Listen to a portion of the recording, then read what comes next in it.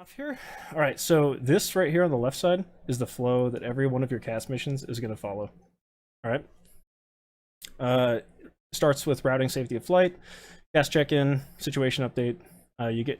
You'll get a game plan and a CAS brief, sometimes simultaneously from the JTAC. They'll provide remarks and restrictions. You'll read everything back from your system. We'll enter a correlation phase where we're going to agree upon what the correct target is. You'll attack it. We're going to figure out if it needs to be reattacked, get BDA, and there should be another routing and safety of flight on the back end. I don't know what happened to it. It got cut off. Routing, safety of flight. It's the exact same step as the first one. Yeah. So we'll just kind of walk through it in the order that it's going to happen. All right. So you guys are going to either be launching out of Al Dafra, or you're going to be launching from the LHA or carrier. You'll be linking up with your own section. You'll leave the carrier's airspace, at which point you should be switching to some kind of command and control frequency, whether that's the strike net or whether that's the direct air support center. They're going to be the people who are going to be talking to you en route to your objective area. So their job is to basically pass word back to you from the people who requested you. So they're going to be the ones giving you, they may give you the situation update ahead of time, which is very useful, so that as you guys are kind of ingressing to the objective area, you'll already kind of have an idea of what to expect when you get there. So you'll be heading to the objective area, talking to the DASC, and at some point, when you get 10, 15, 20 miles out, you'll request a switch to the Tactical Air Direction Net, your TAD. All right? Yep. Sometimes they'll have you switch at a specific control point, which I don't think we have any pre-spun control points in CSG1 for the objective area. This upcoming mission tomorrow, there are a couple of pre-spun IPs, so we'll briefly cover those as well. But those are a little bit close to the objective area to use as kind of like a contact frequency. You'll want to contact the JTAC with enough time for them to give you routing instructions to a CAS stack or a hold point. Okay. So what call sign are we going to be using today? Weasel? Okay. So my call sign is going to go ahead and be Broadsword, and your guys' call sign will be Weasel. So 15, 20 miles out, which gives you a couple of minutes to receive routing instructions. You'll request to switch off your C2 freak. You'll get approved for the switch. Contact Broadsword on TAD 1 or whatever. You'll say, Roger, switching. You roll to TAD 1, and then your initial contact with Broadsword is going to be Broadsword, and then whatever number comes after that, we'll just say Broadsword 1. Broadsword 1, Weasel 1-1, flight of 4, Harriers, and give me your position and altitude right away. Okay? And that can be plain English. It could be, 15 miles east at whatever altitude block you guys were assigned. It could be the control point that you were, told to switch at. Just communicate that to me right away so that I know where you are, because my job right away is this routing safety of flight piece. All right. So I'm going to route you to the CAS stack. That can be a couple of things. Okay. So if we have like an IP over here and an IP over here, the CAS stack could be, we'll just call this one Mazda and this one Dodge. The CAS stack could be Mazda Dodge 15 block 17. Okay. That just means that your flight is going to be orbiting Mazda Dodge from 15 to 17,000 feet. Make sense? All right, the CAS stack could also be given in keyhole format. Okay? Is anybody familiar with keyhole? Okay. Keyhole is just when there aren't pre-spun IPs or control points. So you could be out in the middle of the desert. You could be in a new area where command and control hasn't created IPs yet. You'll use keyhole, which Alpha is north, Bravo's east, Charlie's south, Delta's west, and it's going to be based on point echo, which is going to be some kind of, not necessarily the target. Sometimes it is the target, but if you were provided a point echo from command and control as you ingressed to the objective area, then I may give you a keyhole. All right. So that could sound like Weasel 1 and flight proceed Bravo 8, 15 block 17. All right, and what that tells you, provided you received your situation update already from the C2 and you know where point echo is to begin with, is I'm going to proceed 8 nautical miles east of the objective area, or of point echo, no closer than 8 nautical miles at 15 block 17, and you'll hold a racetrack there. Now, that could also be communicated, just like we did with the IPs, as 2 points. All right, so if I tell you to hold, oh, damn it, my tablet keeps messing up. All right, so I could tell you to hold Alpha Bravo 8, 15 block 17, which means northeast, no closer than 8 nautical miles, 15 to 17,000 feet. It's up to the flight to determine what length is necessary. But so what that means is that it's going to depend on how many planes are in your flight. Later on, when we get to the game plan down here, all right, there's a section called interval, and that's where we talk about the interval at which bombs hit. Okay, so that for bombs, that's generally 30 seconds to a minute. So when you're up in your CAS stack, you're basically just doing quick math to determine how far away you need to be between each other at a certain speed to sort of perform that interval. So you're not going to be in like an echelon or anything like that in your CAS stack. You're probably going to be in trail, and depending on how many airplanes you have, you want to keep a steady interval between them, kind of in your racetrack. If you're flying 480 knots, all right, that's 8 nautical miles a minute. Your distance between airplanes to provide a 1 minute interval is going to be 8 nautical miles apart. Cool. And the reason that I selected 8 nautical miles for the hold here is because typically you want about a minute from the IP to bombs hitting the target. So this number right here changes airframe to airframe. An A-10 would not be getting held 8 nautical miles away from the target. They'll probably be closer to 5 or something like that. So you'll be provided holding instructions, and at that time, part of routing and safety of flight is I'm going to tell you who else is on station and at what altitude. Okay, so if you're checking in 15 nautical miles east of the target, and I give you instructions to hold Bravo 8, 15 block 17, you give me a Roger, Bravo 8, 15 block 17, and then I'm going to tell you who else is on station. There could be another section of Hornets, and I'll tell you that they're holding Alpha 8, 18 block 20. Okay, just as an example. Or I'll tell you that you're the only air on station, and that just gives you better situational awareness as to who else is out there, so that we don't have like mid-air collisions, or you're not surprised when you see other airplanes in the airspace. There's no question about whether or not they're friendly or enemy. Okay. All right. So after we do the routing and safety of flight, I'll request a CAS check-in. All right. The full format is right here. It's the MN Popka format. All right. You should all be familiar with it. If you're not, that's fine. It's just called MN Popka because the first letter spells MN Popka. All right. And I'll request your check-in, and you'll say, Weasel 11 mission number, whatever your mission number is. It's on the ATO. 4 Harriers or 4 AV-8Bs holding Bravo 8, 15 block 17, and you give me the ordnance. That's not combined ordnance, that's ordnance per aircraft. Typically, you'll all be checking in with the same ordnance on each plane, which makes it really easy for me because it abbreviates the check-in and there's no confusion on my part if I need a specific bomb out of the section.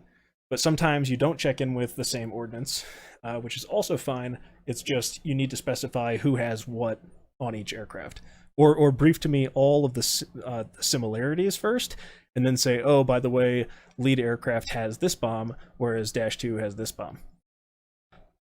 Playtime given in X plus XX format. Okay, so for a Harrier, your playtime is probably going to be something like 0 plus 30.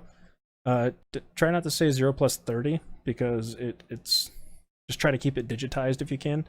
But for a Hornet, you may have 0 plus 45 or 0 plus 40, something to that effect. The playtime isn't super important to me. A lot of people think that CAS is about loiter time, and in a counterinsurgency style operation, loiter time is certainly helpful. But as long as you have enough playtime to conduct enough attacks to get all the ordnance off your airplane, I'm happy as a JTAC. Okay. So this is kind of like the tempering factor against loadouts in DCS, where you see like people bringing 12 GBU-12s, which isn't even a valid loadout, because there's no possible way that you could drop all those bombs in the playtime that you would have available to support somebody on the ground. Any questions about that?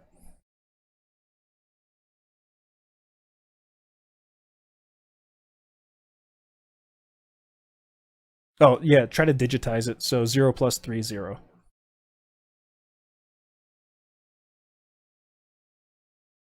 Yeah, that's correct. And then you would just, before you check in with the JTAC, you would have that written down, or have some kind of idea of how much fuel you had to burn while you were on station. And that can change. I may request periodic playtime updates, which is, just give me an estimate. You can also, so your initial check-in where you talk about your playtime can be, 0 plus 30. But if I ask for it again, you can just turn it into plain English and tell me, oh, I got enough, fuel for 1 or 2 more attacks. Okay. You'll give me your capabilities. Oh, sorry, let me backtrack real quick. In your ordnance, this is where you give me your laser codes on your bombs. Okay. So if you have to communicate that, that'll be like a GBU-12 coded 1688. Or if you have different laser codes from aircraft to aircraft, so that you can do things like simultaneous impacts. Lead has 1688, Dash 2's coded 1631. Something to that effect. In capabilities, this will tell me who has a lightning pod. All right, that's really the only, or who's FAC-A qualified or anything like that. Those are really the only DCS style things that apply here. In reality, you give me things like your video downlink codes, which it'd be really nice if I had, but we don't. So that's just where you tell me any kind of miscellaneous information about your flight and about the specific qualifications you possess in that flight. That's where that's communicated. And then your abort code, which I think it's standard practice for us. We just say abort is abort in the clear, which just means that we're not using an encrypted frequency. I'm just going to call abort, and then we honor those aborts. We don't question them. We abort if somebody calls abort. Now, while he's pulling that up, also know that it doesn't need to follow this format exactly. If time is of the essence, I may omit most of this information because you already told me, where you are, for example, and I think I can assume, based on the ordnance you're bringing, what some of your playtime and capabilities are. I may just ask for your ordnance. Like, hey, what do you have on your plane right now? Because I'm taking fire and I need to get one of those bombs off of it. All right, moving on into the situation update. All right, so after you give me your check-in, we go to the situation update, and I'll just ask you if you're ready to copy. Okay. And when you guys have your pens and your kneeboard paper ready, you'll tell me that you're ready. First thing I'm going to do is communicate to you the threat. That's not the threat to me. That's the threat to you. So if you have ZSUs, rolling around the objective area, I'm going to tell you that, hey, we saw, 2 ZSU-23 TAC-4s in the vicinity of whatever grid, 39 Romeo Yankee Golf 987776 987776. And you'll just annotate that on your map, that and know that there's some self-propelled anti-aircraft artillery out there, and that's more for you than it is for me. The threat of man-pads is kind of ever present. I would say in kind of these opening engagements, just assume that there's going to be man-pads out there. But as it transitions to a more counterinsurgency style fight, that's going to be something that's going to have to get specified to you, that there's man-pad activity in the area. So just know that how that gets communicated changes over time. I'll tell you the enemy situation, so I'll know, who's out there, whether it's, the 85th Mechanized Rifle Brigade, whatever their name is, or whatever their type of unit is. I'll know generally what the enemy situation is, whether they're in the offense and they're attacking, or whether they're defending. I'll communicate that to you. That gives you an idea of what to look out for on the ground, and how mobile the enemy is, how mobile your targets might be. I'll tell you grids, if I have them, for known enemy locations that are expected to remain static. Or I'll just use georefs, which are like enemies are southwest of the river, that kind of thing. Okay. I'll communicate the friendly situation.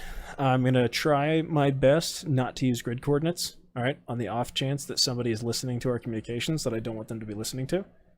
All right, I'm going to give you, and also I don't want one of those grid coordinates to accidentally make its way into one of your guys' computer systems, and then suddenly I've got a JDAM on my position. Okay.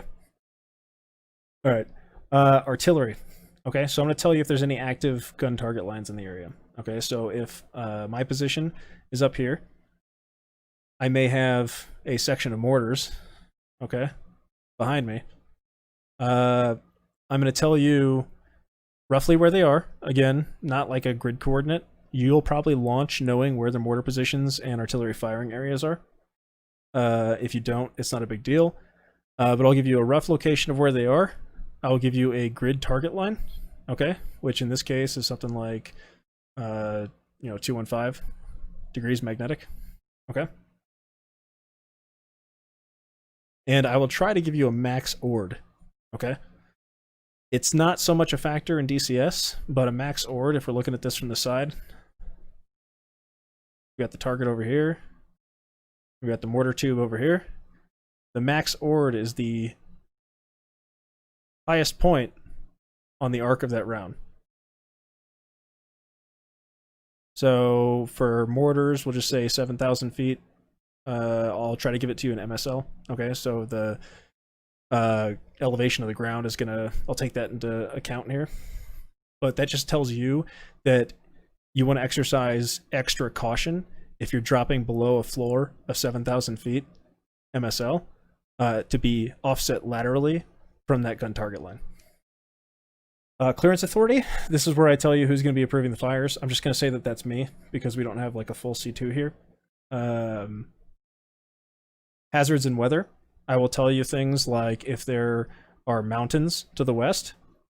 So if I'm having you doing, diving gun runs from the east, you don't crash into them. That would be a bad day for everybody. I'll tell you the maximum elevation, so like the min safe altitude basically that you should adhere to, or just the maximum elevation of those mountains. I'll tell you if there's like power lines in the area or tall buildings, that kind of thing. Anything that could potentially affect your ingress or egress instructions. I will also give you weather, which is just my observation of what the weather is on the deck. Typically, I'm going to try to run you guys in to the wind. All right, it's into the wind is preferable. Tailwind is secondary, and then crosswinds are tertiary. We don't really like dealing with crosswinds.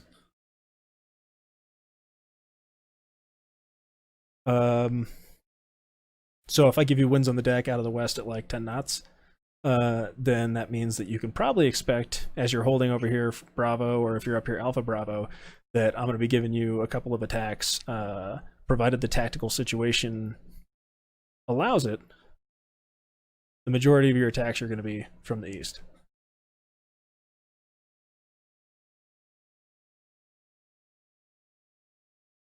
Weather's also where we'll talk about the cloud decks, that kind of thing. We don't play with clouds a whole lot because they're not synced between clients. But if we have like an overcast layer or something like that, I'll tell you what the observed floors are of those, and you'll probably have to tell me what the tops are, and we'll kind of come up with ways to deal with that when we get down here into the attack area. And then restrictions, that's more for working with joint players that don't follow all the same rules that we do, at least in the Marines, where a lot of our stuff is standardized internally. And when I say joint, I mean like Air Force and Navy and that kind of thing, where our readbacks are all going to be from our system, not from our kneeboard. Okay, so when you are typing grid coordinates and stuff into your computer system, I'd like you to be looking at what you entered into your computer system when you're reading it back to me, not necessarily what you wrote down, because if those things differ, then it could cause, you know, like a friendly fire incident and that kind of thing. When I pass you one of these situation updates, all right, and you guys say you got it, we're going to say, all right, set puck 1 alpha or something like that. Puck stands for pilot update code, all right? And what puck 1 alpha means, once we say that we've set it, that means that you guys got this situation update. So if you got this from C2 and you check in, under capabilities in your check-in, you're going to say puck 1 alpha capable. And that means that I don't even have to do any of this. I can just brief you whatever exceptions to puck 1 alpha are. That make sense? So we just expedited that whole process and saved like 5 minutes or whatever. Now we get into the good stuff. All right, so these three things are kind of all very closely interconnected.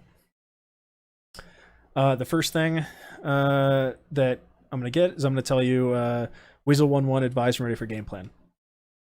And then whoever Weasel 1-1 is going to say that they're ready. Provided, you know, they check in with their wingmen on interflight to make sure that they're ready as well. Everybody in the flight needs to be up TAD. Okay, everybody in the flight needs to hear this stuff, and everybody in the flight needs to provide readbacks. Okay? But you'll be doing all your internal coordination over your interflight. So, you know, flight lead checks in with, or asks, you know, their flight to advise them ready. 2, 3, 4. Weasel 1-1 ready for game plan.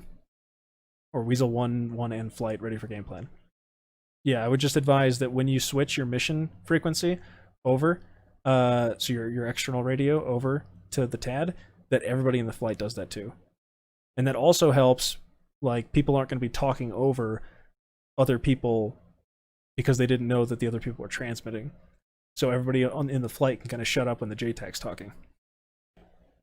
There's a lot of good reasons that everybody needs to be up, not just the interflight tag frequency, but also the mission frequency for where the controller's speaking to the flight. All right, so we're going to spend just a little bit of time talking about the game plan, okay? So the first one is the type of control, all right? So there's 3 types. I don't know if everybody here knows them. Type 1, 2, 3. They're not what DCS says types 1, 2, and 3 are. Okay? Type 1 just means that the attacking aircraft, all right, the JTAC on the ground, and the target, all right, that means the JTAC can see the aircraft can see the JTAC, the aircraft can see the target, and the JTAC can see the target. It means that everybody can see everybody. And we're going to be executing a single attack.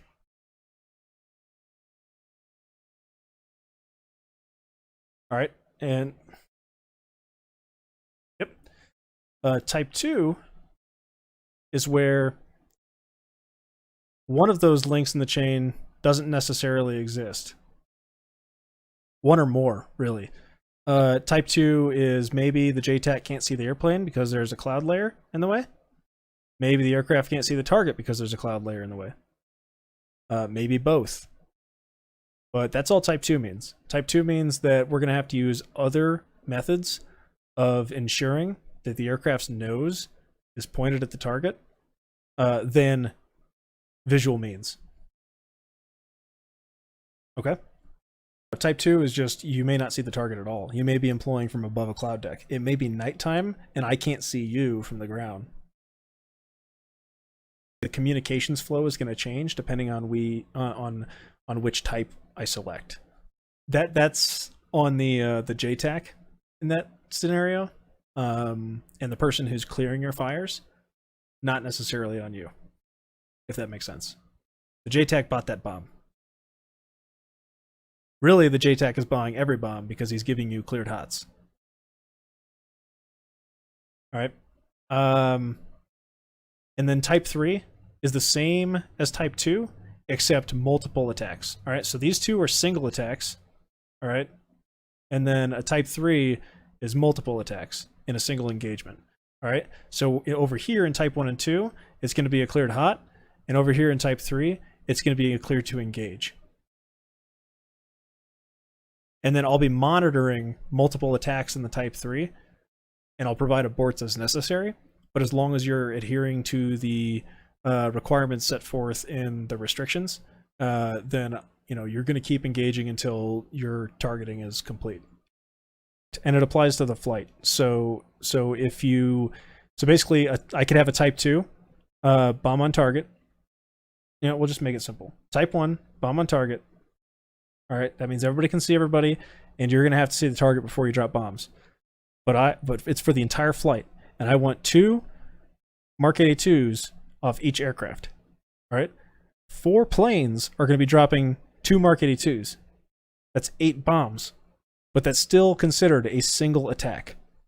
All right, the second that lead turns around and comes in for a reattack, it becomes more than one attack, and it becomes an engagement. All right, now we're going to get into the methods of attack. All right, there's 2 methods of attack: bomb on target, bomb on coordinate. These define what the correlation requirements are going to be. All right, correlation is a step over here, and when we start talking about it in the game plan, it's going to define what correlation is required. In a bomb on target scenario, you're going to have to be tally, contact, or captured on the target or mark.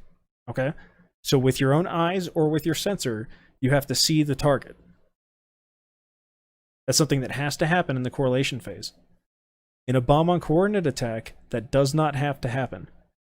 Once you provide me your readbacks, provided those readbacks are correct, correlation is complete. We don't have to worry about correlation anymore. You read it back, you're going to drop on that coordinate, everything's going to be fine. There can be any combination of type of control and method of attack. All right, you can have a Type 1 bomb on coordinate. You could have a Type 3 bomb on target. And really, there's any combination of ordnance as well that can get thrown into the mix here. And they all kind of contextually inform how the attack is going to occur. There's only one ordnance and type combination that can't happen. You can't have a Type 1 and a JDAM. Is because in a Type 1, I have to visually assess your nose position to tell you whether or not you're pointed in the right direction as the target. Whereas in a Type 2, remember, we're using other means, so that could be like final attack headings. But with the JDAM, it doesn't care where your nose position is. It cares what grid was entered into it. So my ability to assess that you're pointed at the target means, jack shit if the JDAM just comes off and comes straight back at me. And then interval, that's where I'll tell you, or ordnance and interval together, I'll say 2 Mark 82s each aircraft, 1 minute interval, which means that you guys probably want to be 8 nautical miles away from each other. And I want 2 Mark 82s each aircraft. If you're flying, 480 knots, whatever. There's some wiggle room here, all right? I'm not going to be too much of a stickler about specific, hitting your specific TOTs, especially since we don't have synchronized clocks and stuff like that. but that's how that's going to be communicated. And I may ask for simultaneous impacts, which means then you guys kind of form up into your echelon and you come in together, and I'll clear you hot as a flight rather than as singletons. So if I have 4 airplanes, and those 4 airplanes each have a Maverick, and there's 4 enemy tanks down here on the ground, your target, when we get to the description section, could be tank platoon. And your sorting is going to happen. I may specify the sorting, all right, in remarks and restrictions, or I may leave it up to you, and then you guys can sort as a flight. Lead, we'll just sort left to right if we're attacking from the northwest. So lead hits that one, -2, -3, -4. But that would constitute a single attack on that tank platoon. And then there's also plain English that could be used in this. So this is also where I may just say, hey, I'm trying to take out these people over here. I expect to run, I expect the Maverick to hit first, and then I would like some Mark 82s to follow up, or I'd like it to be followed up by a gun run. Like, it's just plain English that helps the flight understand how the attack is going to be carried out. After we go over the game plan, all right, then we get into the attack brief. I'll ask you if you're ready for the attack brief. You'll make sure that everybody's ready to write stuff down. We'll say ready. I'm not going to specify like line numbers. I'm not going to say like line 1, line 2, line 3, line 4. I'm just going to say the information, and then it's up to you to use your kneeboard cards or your memory to know what that information means.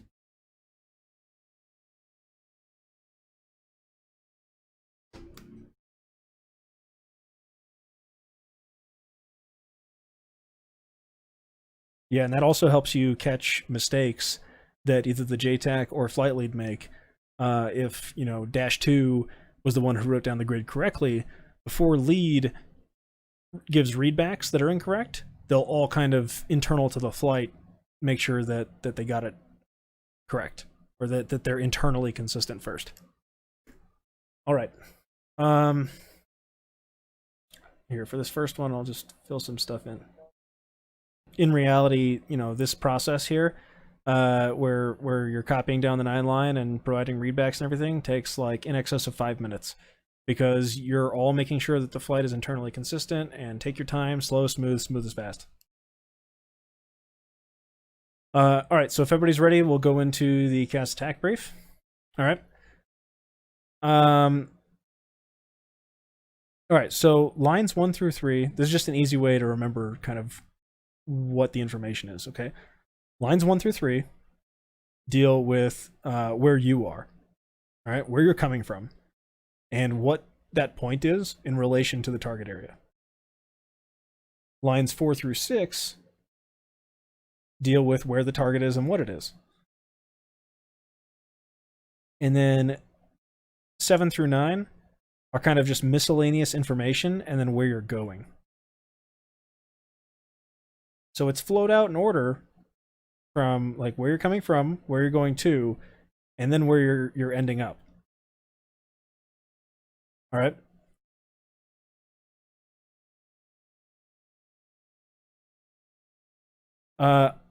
So we'll say that we have Mazda and Dodge out here, just for the sake of this scenario, okay? The IP is the point that you're expected to pass through on your way to the target, but it doesn't necessarily mean that you need to be on that specific heading, all right? I'll typically assign final attack headings, which in this case will be something like, let's see, what would it be? 250 through 280, we'll say, all right? So that'll come off like this. All right, so you're expected to kind of pass through the IP, but that doesn't mean you need to be like level going to the IP. That means that you're free to maneuver within the final attack cone to have your heading end up somewhere in this cone here.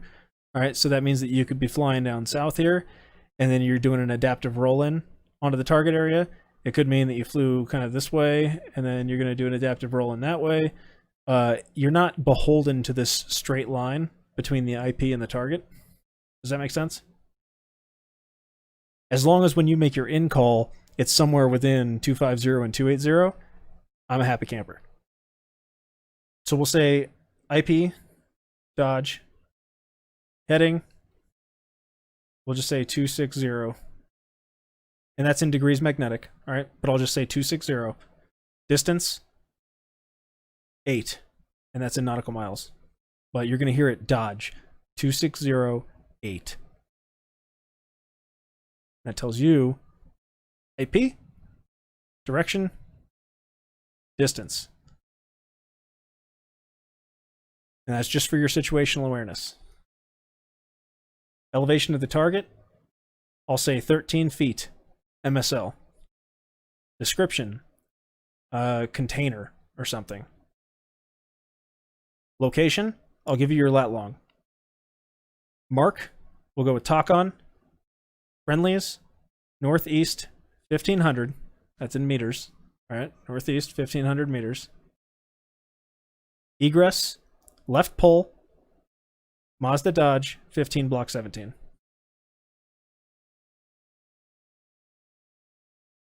All right, so just walking you through this 9 line, you know that you're passing through Dodge, given your IP inbound call. Flying to your adaptive roll-in point. When your wings level on the target, Weasel 1-1 or whoever you are, in heading 270. Or in 270. That's when I give you your cleared hot or abort. All right? And then you release your weapons, perform your safe escape maneuver, left pull, Mazda Dodge, 15 block 17. Your left pull is in your egress instructions. And that's telling you, after you've employed your weapons, which way you should turn to either avoid the enemy or avoid a hazard, or just to make sure that the flow of traffic with other aircraft in the area is good. Now, let's say we're not using IPs. All right. The thing that makes Keyhole so awesome is that you don't need them as long as you have your point echo, right? Which I will have passed in the remarks and restrictions section of the situation update if C2 didn't. I can communicate the exact same thing I kind of just communicated with you. If we'll just say this is Alpha Bravo, all right, as Bravo 8.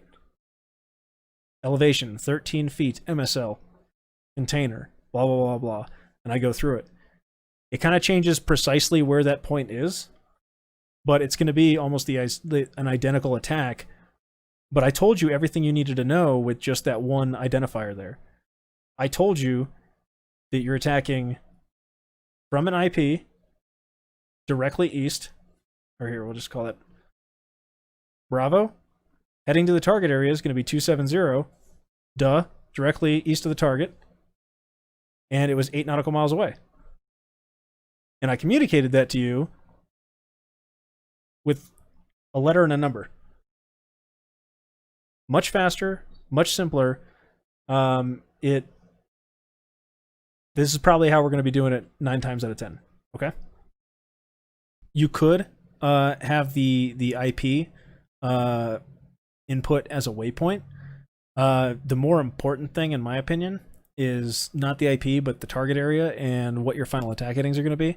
So as long as you have your target input correctly and you've got your range to the target and your bearing to the target, I think that you can kind of intuit where your IPs are from that.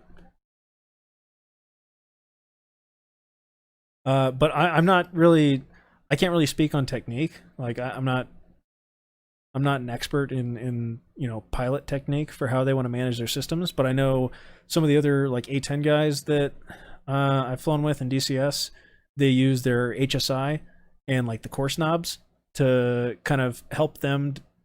They'll set that as the heading to the target, and it'll help them figure out whether or not they're going to be inside the final attack cone when they roll out and that kind of thing.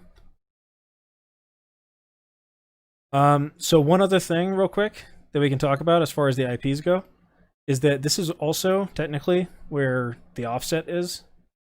All right. And the offset is not often used, but it's just designed to kind of get you closer to your final attack cone. So if I say like Bravo 8 right, that means that from Bravo 8, you're offsetting to the right before you ingress. And that's in relation to the target.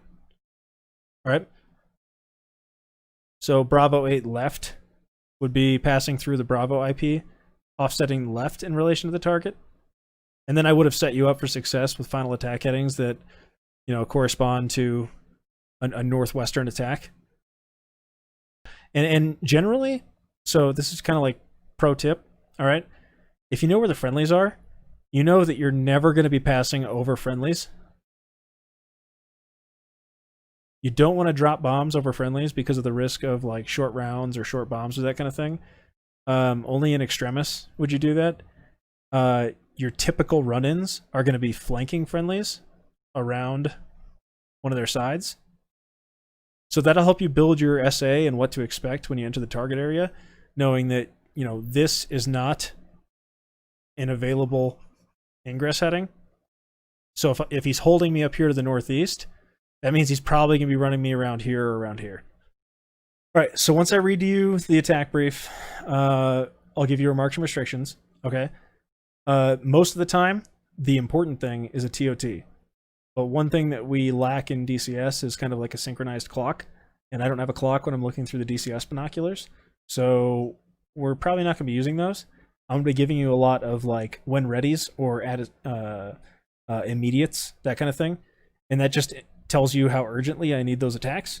But there's not like a TOT that you need to meet right away.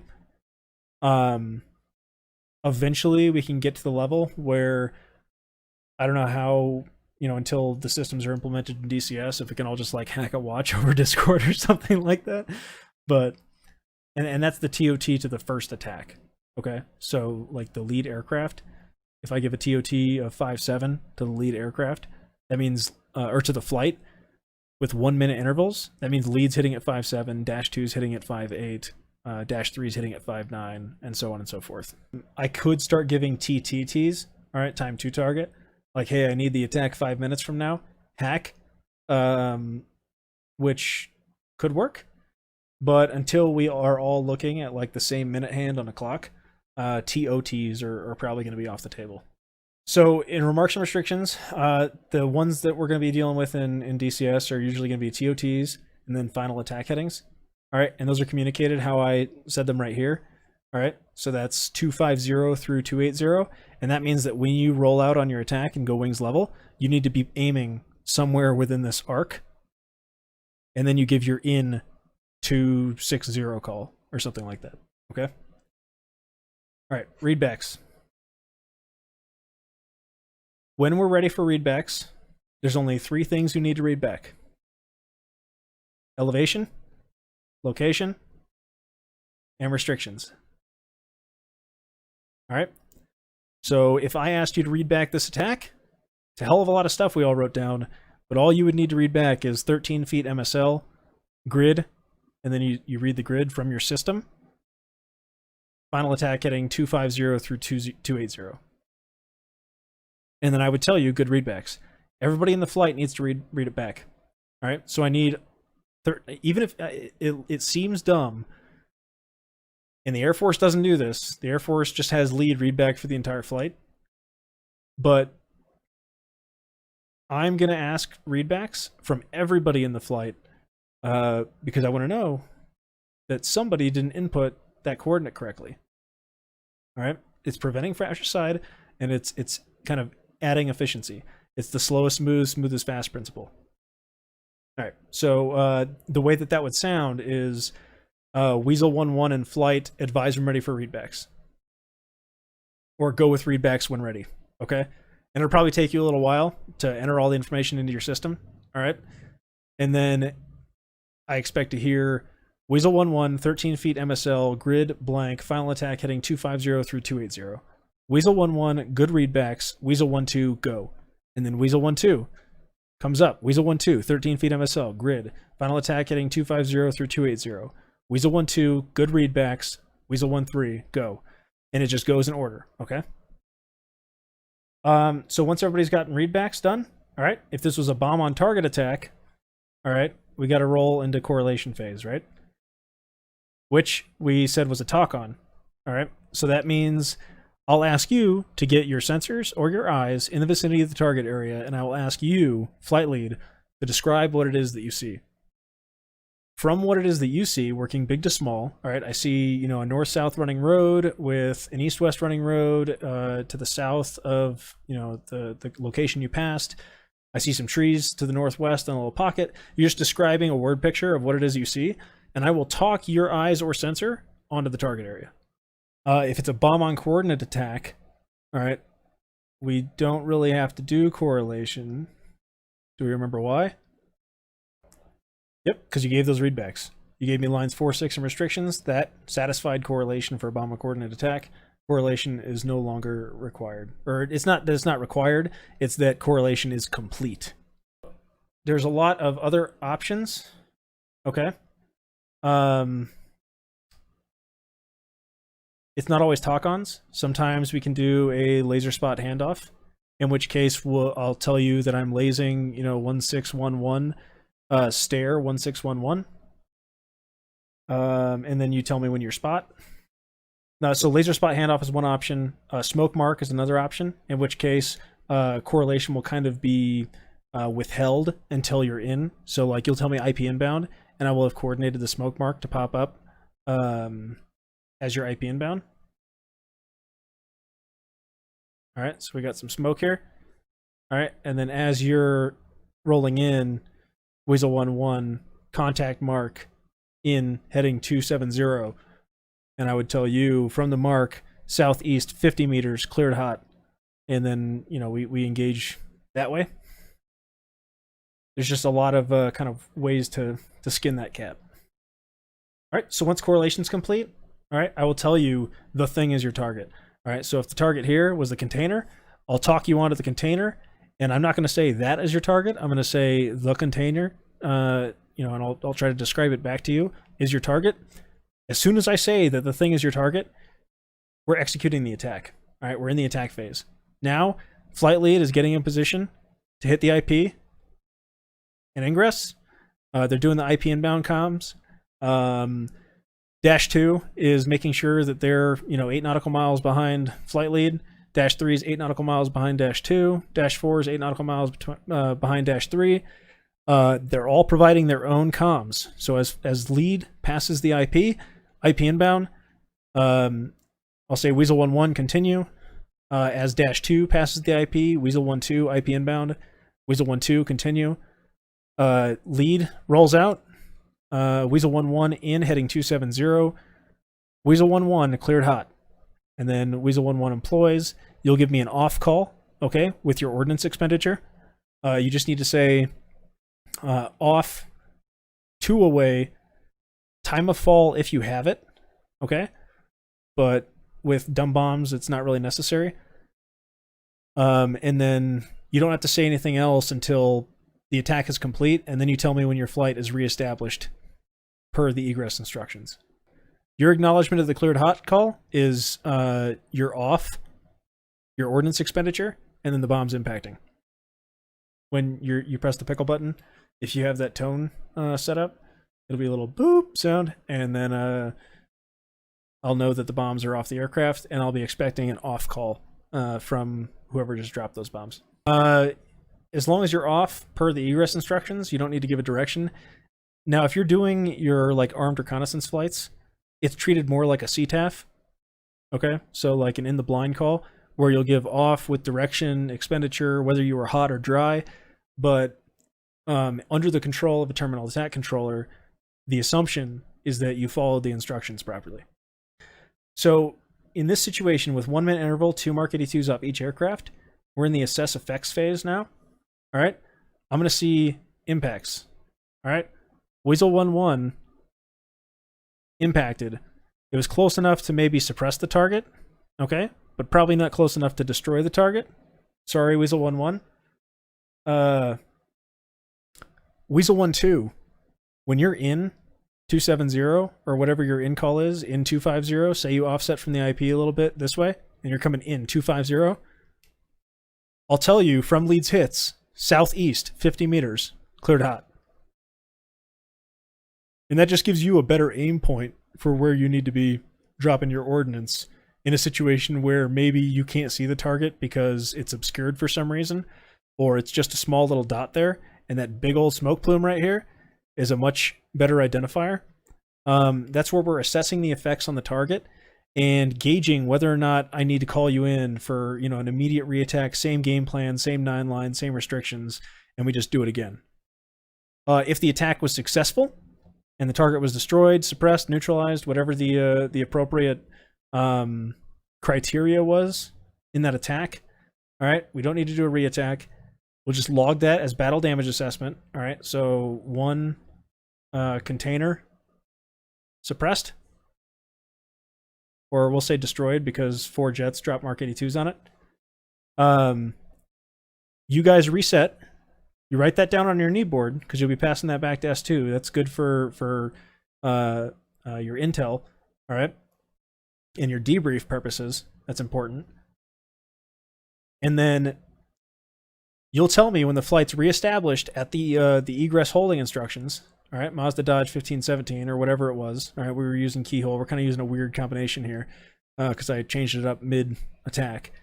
But you'll tell me when you're reestablished, and then we start that process all over again at the game plan. And then we're ready for our next attack. Maybe I want to kill these guys. Maybe an enemy infantry platoon was just rolling up on my right flank, and now I want you to drop or do a gun run on them. All right, that'll be, maybe I want Alpha 8, no offset or anything like that. Elevation, whatever, description, enemy infantry platoon, location.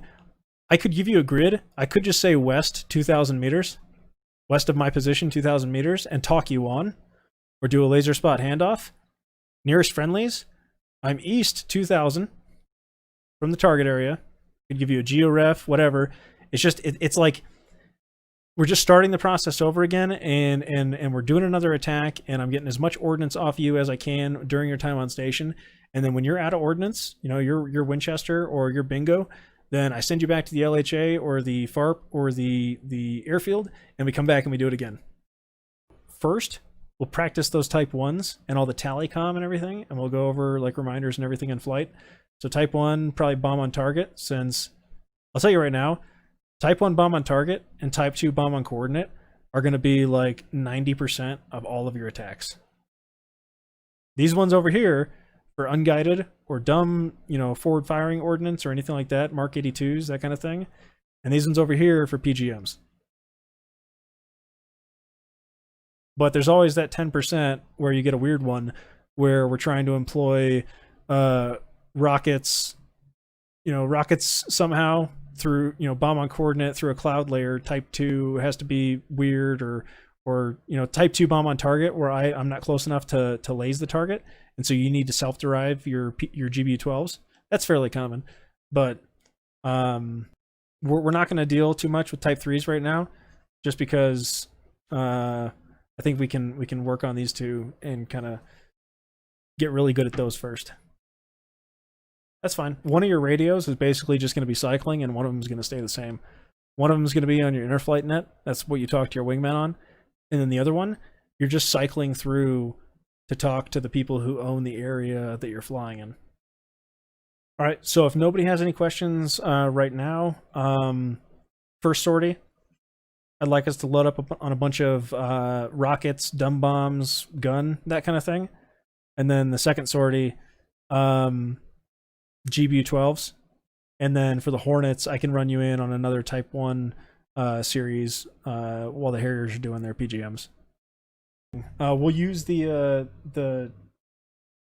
container targets to the west of Aldafra with the tire stacks or the tire circles around them for now. And then if we do this again, hopefully soon, we can go over to like, okay, well, I will, actually, what frequencies are you guys going to be using for your interflight? There's like an island west of Aldafra. There's 2 target areas on there. We'll use the eastern one.